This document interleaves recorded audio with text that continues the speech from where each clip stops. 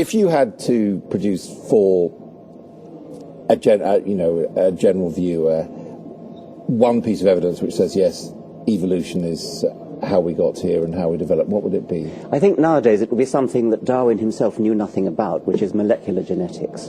Because if you compare the genes of any living creature you like with any other living creature you like, you find large numbers of the genes are the same or nearly the same, but the differences between them, which you can actually count, literally count the differences, are exactly what you'd expect if we had a hierarchical family tree. So if you take close cousins like rats and mice or humans and chimpanzees, almost all their genes are the same. If you take distant cousins like humans and cabbages, they're still got a lot of genes in common, but many of them are different. And it all falls on a beautiful family tree of cousinship. But the problem really is that because of the time span, people can't see natural selection happening. That's right.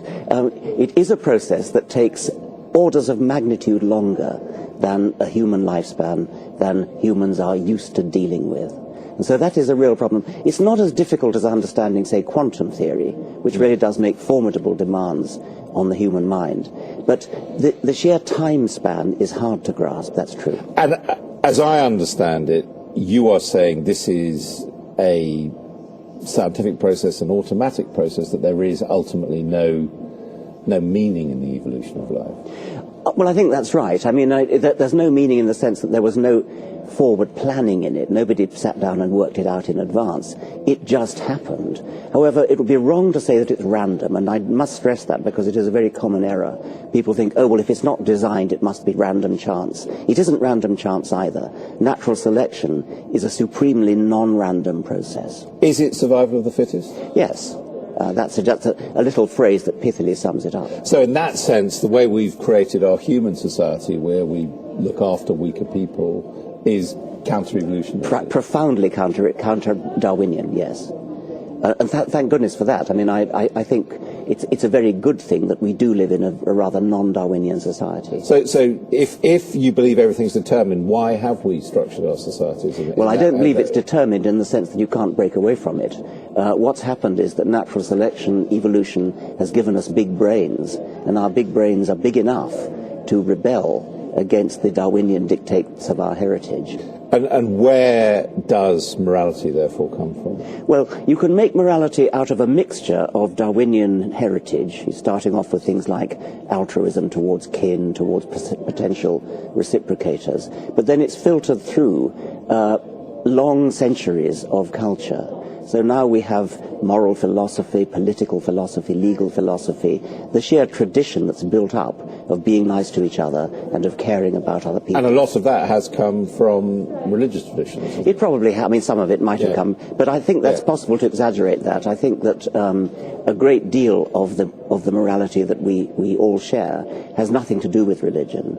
And you can sort of see that because, for one thing, it's profoundly unbiblical. And for another thing, it changes from decade to decade in a way that doesn't have any connection with religion. I mean, you are proudly and avowedly atheist. Yeah, aren't you? Why is it important? I'm the interviewer, not the... Why is it important, you believe, to have this argument? Because a lot of people would say that in some form religion is a philosophical comfort to people, so why? Yes, I mean, philosophical comfort, of course, doesn't make it true. The reason I interjected, aren't you, is that I get a bit fed up with being wheeled out as the atheist, when actually most of the intelligent people you meet are atheist, and I suspect you are too. You're wooing me in. Anyway, but why is it important to destroy, in your view, Well, it's not important to destroy anything, but it is important to get at the truth. And so, if you don't want to know the truth, if your comfort zone forbids you to enter what's true, then by all means say, I don't wish to know. If you do wish to know the truth, then because there is, as you know, at the moment, a scientific school which says that the religious impulse is actually something in our DNA. Oh, I believe that. But that again... Gullibility is part of our DNA. That doesn't make it true, of course. Yeah. But might it make it necessary to have that sort of... Well, not exactly necessary, because plenty of people manage to do without it, but it is certainly possible that it does give psychological comfort. It gives the reverse as well. I mean, if you look at people who are afraid of dying, if you look at sort of most people. hospitals, you'll find that many of the people who are the most afraid of dying are those who think they're going to hell, or think that they might. Those of us who merely face oblivion have less to fear.